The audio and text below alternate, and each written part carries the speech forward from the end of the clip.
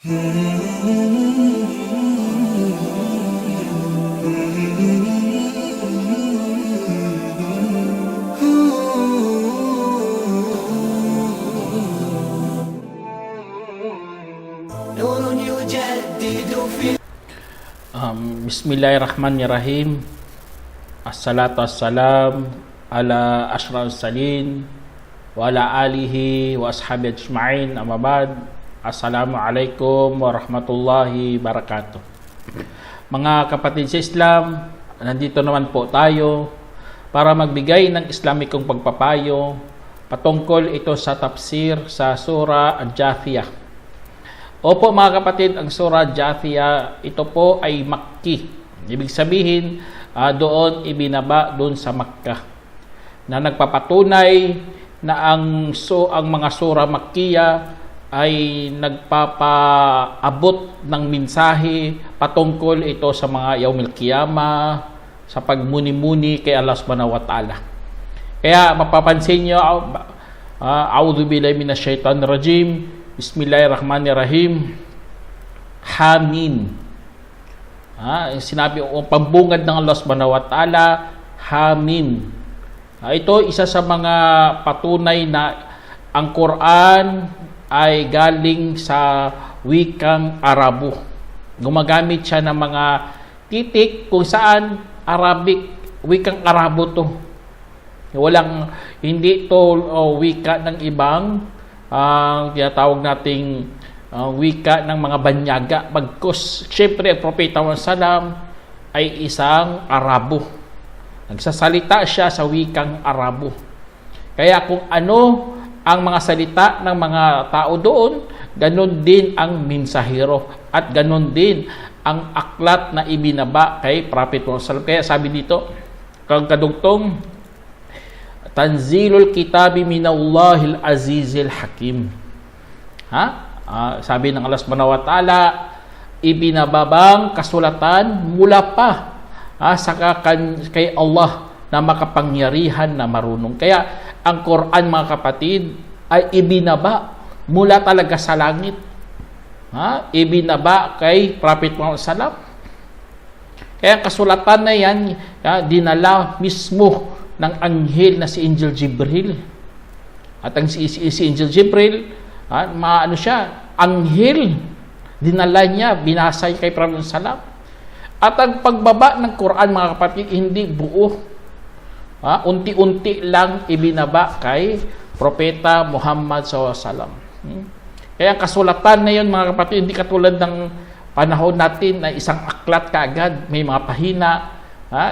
Dati, iniunti-unti iyan ng Allah subhanahu wa ta'ala kasi nga para masaulo at manatili sa puso ng mahal nating Propeta Muhammad SAW. Kaya ibinaba ang Quran. Simula pa lang doon sa Makkah. Galing kay Allah. Patunay talaga ito na hindi haka-haka ang Quran. Hindi galing sa mga demonyo. Hindi galing sa mga engkanto. Hindi galing sa tao. Hindi galing sa sariling unawa lang ng Propeta Muhammad SAW. Galing talaga kay Allah. Hindi po galing sa Holy Spirit. Hindi ganun ang ating paniniwala. Sa mga kasulatan, hindi galing sa Holy Spirit, galing talaga kay Allah. At ibinigay sa Holy Spirit. Ibig sabihin sa Holy Spirit si Angel Jibril.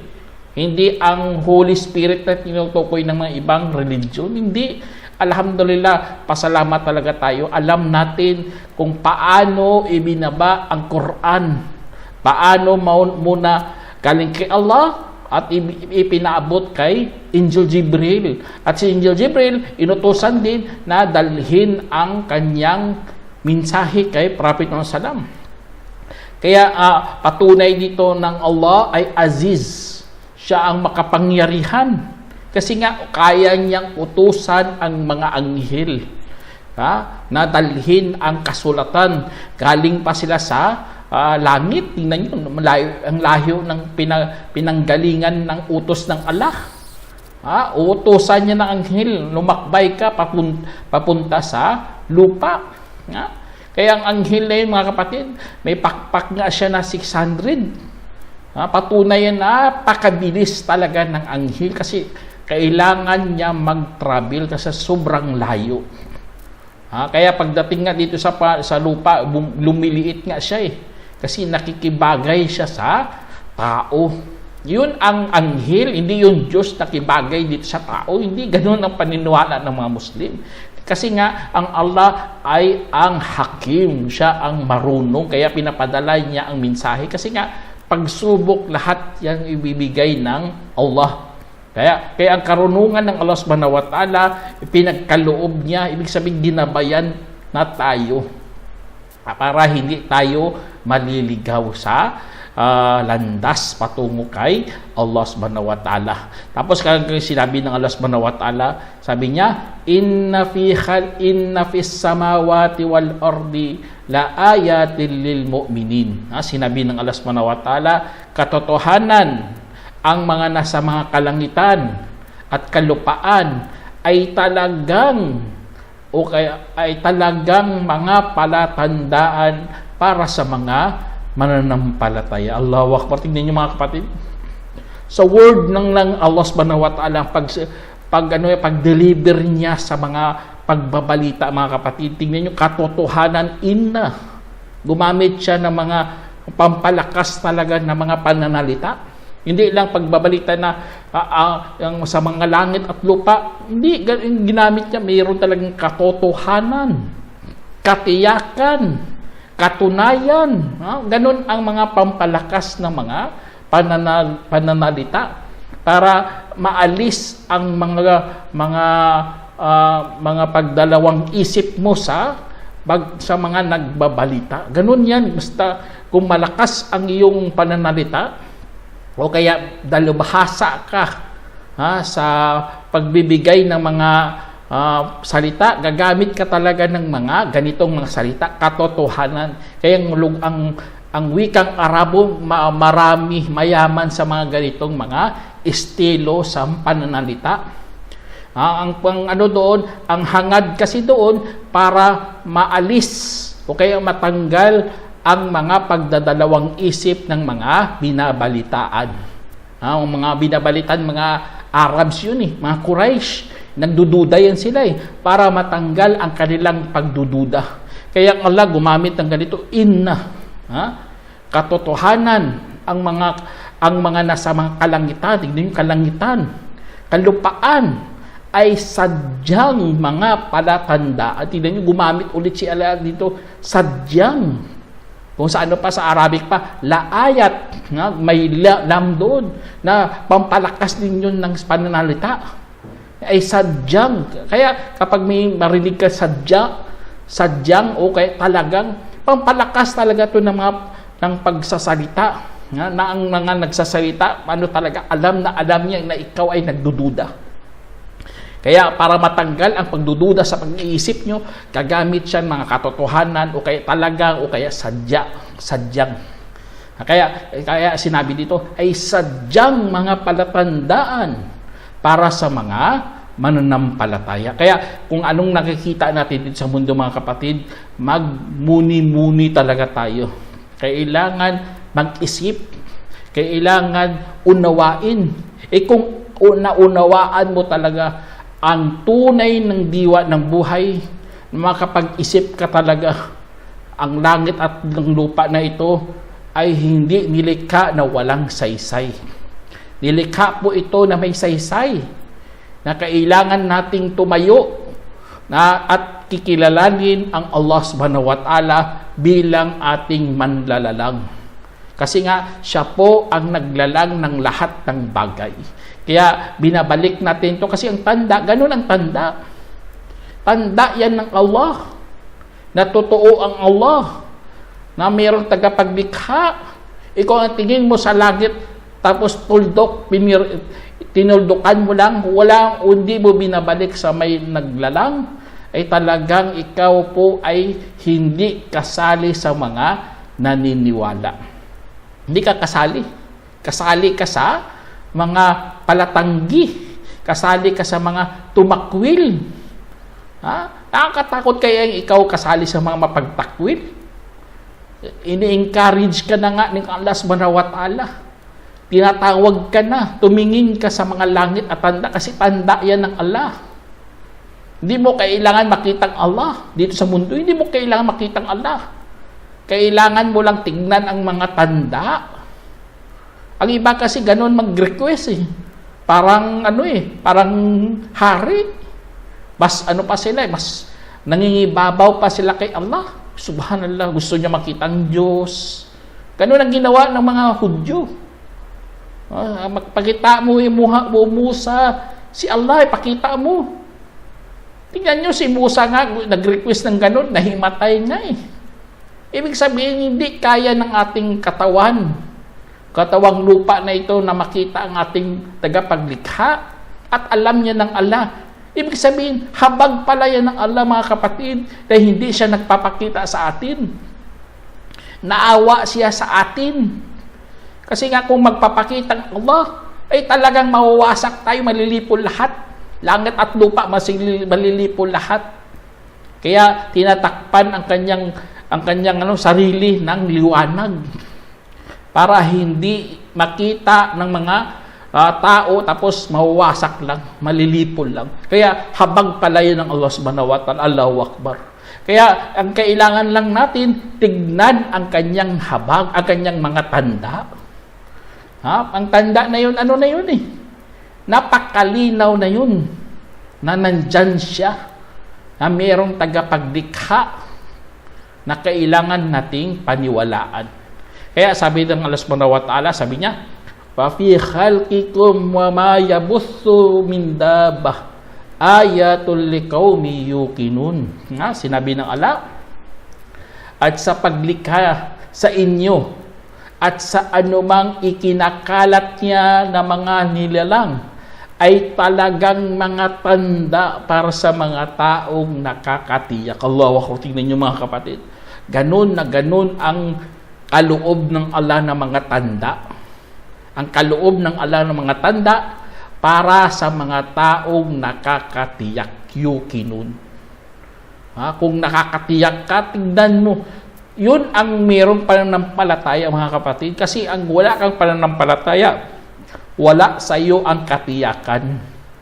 Gagawa ka ng mga panibago mong discovery, bago mong natuklasan, subhanallah. Hindi gano'n ang ng Allah subhanahu wa ta'ala, mga kapatid. Ang gusto ng Allah, may tanda na siyang ginawa, mayroon na nakikita mo na. Ang gagawin mo na lang, tignan mo na lang. At mga ikinalat ng Allah subhanahu wa ta'ala, mga nilalang. Sa langit man, mga ibon. Tignan yung ibon, ang pagkalika ng Allah sa ibon, subhanallah. Ang ginawa ng Allah subhanahu wa ta'ala sa mga iba pa, sa karagatan din, mga isda, iba rin. Ang tao sa lupa, iba rin. Ang mga kalabaw, mga baka, o ano pa dyan, mga hayop na ipinakalat ng Allah subhanahu wa ta'ala. Meron ngang walang paa, lumalakad, subhanallah. May mga paa nga, 8, meron ding 8. Meron 2, o ano pa dyan mga hayop na yan. Pinapakita ng Allah subhanahu wa ta'ala ang kanyang kahusayan, mga kapatid, kanyang karunungan. Kaya talaga yan, mga tanda para sa mga taong nakakatiyak. Allahu Akbar. Kaya kung mayroong kakatiyakan, mga kapatid, nauunawaan mo talaga ang tunay na diwa ng buhay. Ang diwa ng tunay na buhay, mga kapatid, dapat mong kikilalanin at sambahin si Allah subhanahu wa ta'ala. Kasi nga, yun ang tanda ng Allah para sa atin. Tapos ito pa sinabi ng Allah subhanahu wa ta'ala, sabi niya, وَاخْتِلَافِ اللَّيْلِ وَالنَّهَارِ وَمَا أَنزَلَ مِنَ السَّمَاءِ مِنْ رِزْقٍ فَأَحْيَا بِهِ الْأَرْضَ بَعْدَ مَوْتِهَا وَتَصْرِيفِ الرِّيَاحِ آيَاتٌ لِقَوْمٍ يَعْقِلُونَ. Sinabi ng Allah subhanahu wa ta'ala, at ang pagkakaiba-iba ng gabi at umaga, tingnan nyo, nagkakaiba-iba ang gabi at umaga. At tayo, saksi tayo ng lahat ng mga kapatid, papaano iniiba ng Allah subhanahu wa ta'ala ang gabi at umaga. Alhamdulillah, sa panahon natin, na-discover na yan. Dahil yan sa rotation ng Earth sa sun. ang pag-ikot ng mundo doon sa araw. Kaya dahil sa pag-ikot na yun, nag-iiba ang gabi at umaga. Kaya subhanallah, naunawaan natin mga kapatid. Kaya tanda talaga yun sino nagpapaikot ng mundo.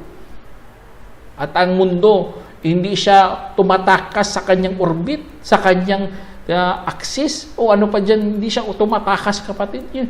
Hindi pa ba yan tanda na mayroong tagapaglikha, tapos ikaw naging ateista ka, tapos ikaw nagiging na pag-iisip mo, science ka ng science.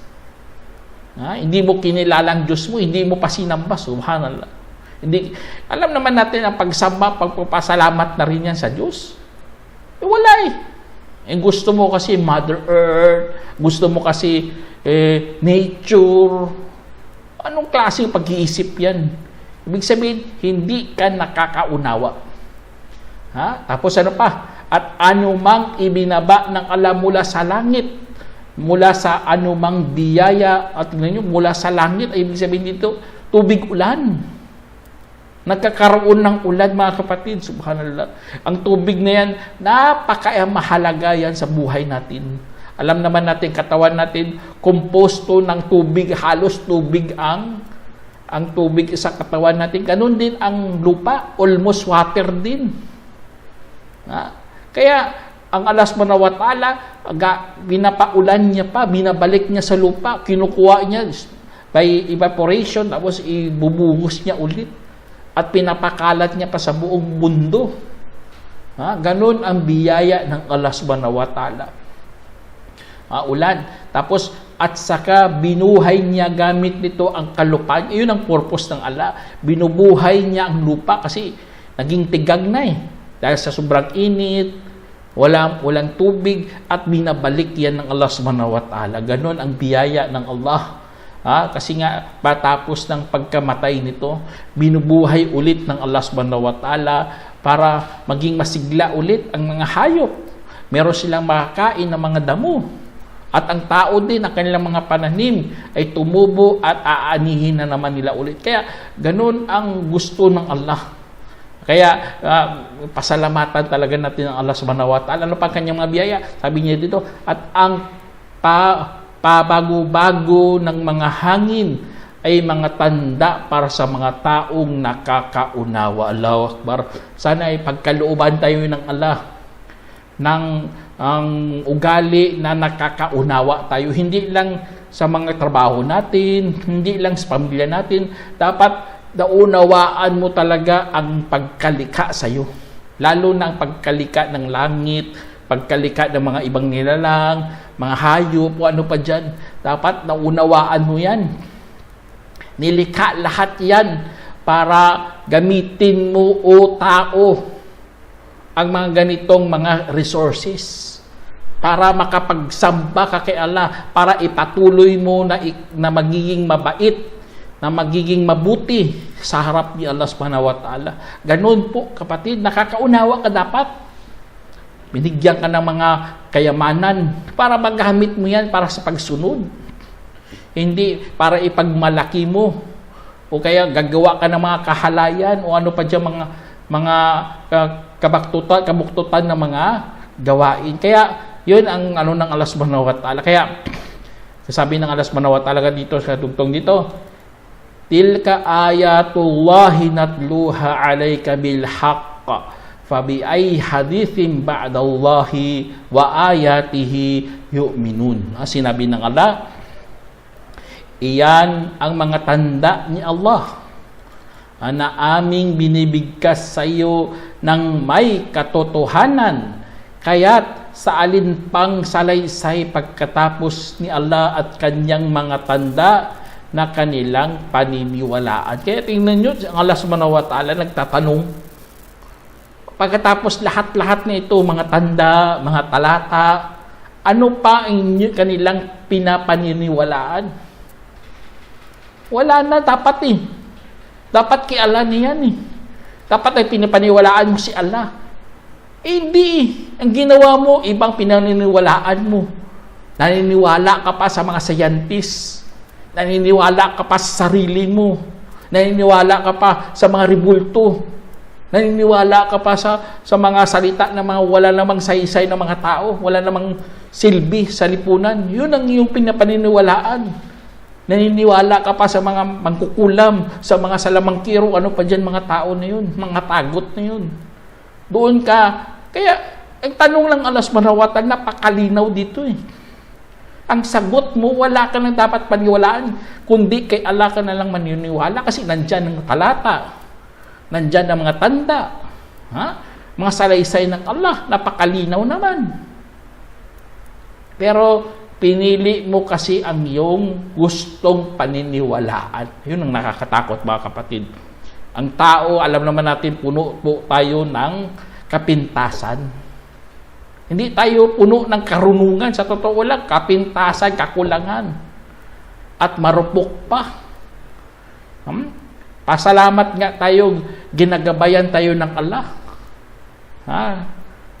Kahit hindi nga tayo perfect, gusto niya sumunod sa pinakamagandang pagsunod. Kasi nga gusto niya gagabayan tayo sa matuwid na landas. Pero ang mga tao, ibang tao talaga, may mga pinapaniniwalaan na wala talagang basihan. Ang iba niniwala may mga good spirit, bad spirit, kahit wala sa Quran, wala sa hadith.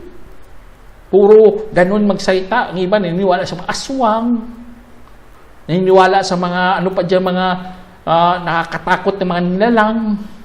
Kung wala sa Quran, wala sa hadith, huwag mo dapat susundin yan. Kasi nga, may mga tanda, may mga talata tayo eh. Bakit ka maniniwala dun sa mga kwentong barbero na yun? Kaya ang Allah subhanahu wa ta'ala, sabi niya dito, wailul likulli afakin athim. Sabi niya, kasuklam-suklam sa lahat ng mga sinungaling na makasalan ninyo. Kasuklam-suklam sa mga sinungaling na yan. Gumagawa ng kwento. Gumagawa ng mga kwentong barbero. Na makasalanan pa. Subhanallah, mayroon nga doon sa amin. Albonaryo. Ang albularyo na yon, kakusapin niya mga engkanto. Papatayin lahat ng ilaw. Tapos kakusapin niya mga engkanto.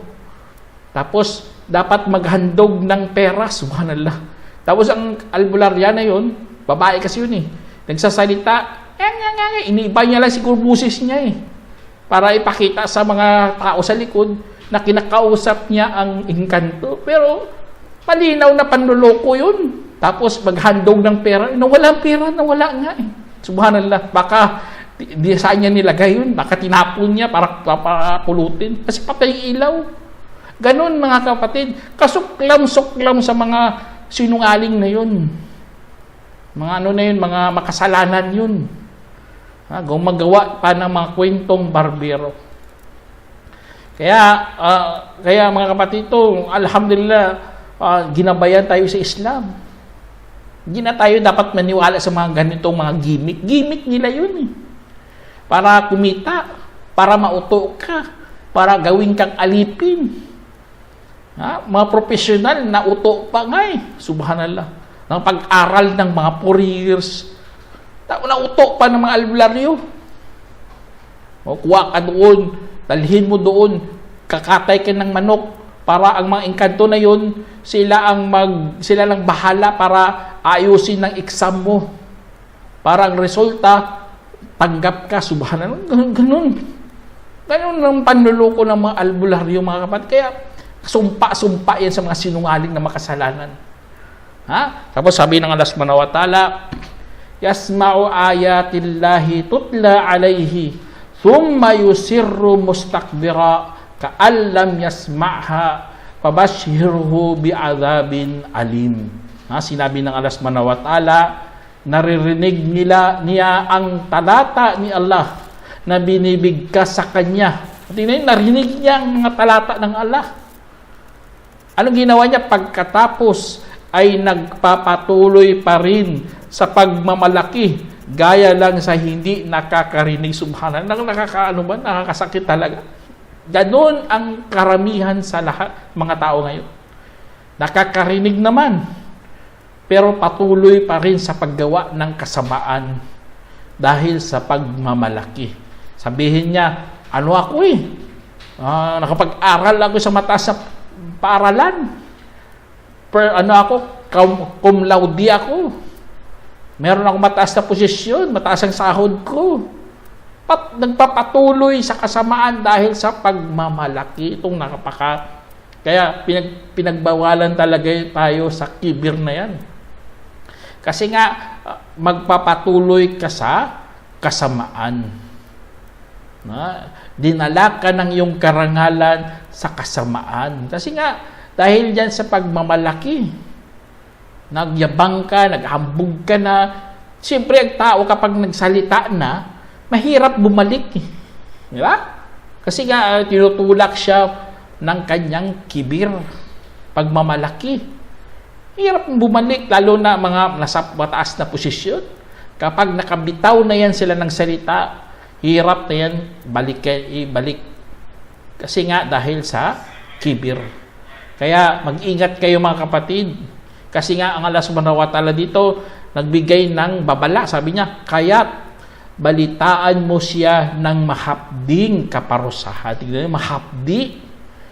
Hindi lang parusa, may kadugtong, mahapding kaparusahan. Alam naman natin, susunugin mga katulad nito Susunugin sa impyerno. Apoy pa lang nga ng mundo, napakasakit na. Susunugin ka pa sa impyerno, buong katawan mo, subhanallah, nakakalungkot. Pinakamababang parusa nga sa impyerno, kumukulo ang utak mo. Tapos kung naging malutong ng iyong katawan, pababalikin ulit ng Allah subhanahu wa ta'ala ang iyong balat. Anong dahilan? Para mas malasahan mo ang matinding kaparusahan. Kaya nakakalungkot mga kapatid. Kaya sana umiwas tayo sa mga ganito. Dapat isali mo sarili mo sa mga naniniwala kay Allah subhanahu wa ta'ala. Huwag sa mga ganito na nakikinig lang tapos hindi man lang ginagawa at nagpapatuloy pa rin sa paggawa ng kasalanan. Kaya meron sinabi ng Allah subhanahu wa ta'ala dito, kadugtong dito, wa idha alima min ayatina shay'a ittakhadaha huzwa ulaika lahum adabum muhin. Sinabi ng Allah subhanahu wa ta'ala, at kapag meron siyang nalaman mula sa aming mga talata, ginagawa niya itong katawa-tawa. Magkagayon, mapasa kanila ang kahiyahiyang kaparusahan. Tingnan niyo, kahiyahiyang kaparusahan sa mga taong nagsasabi, ganito palang Islam Ginawa niyang joke-joke, katawa-tawa. Ay, sa Islam pala, marami kayong asawa. Subhanallah. Sa Islam pala, may alak para sa paraiso. Tatawanan pa nila, katawa-tawa talaga.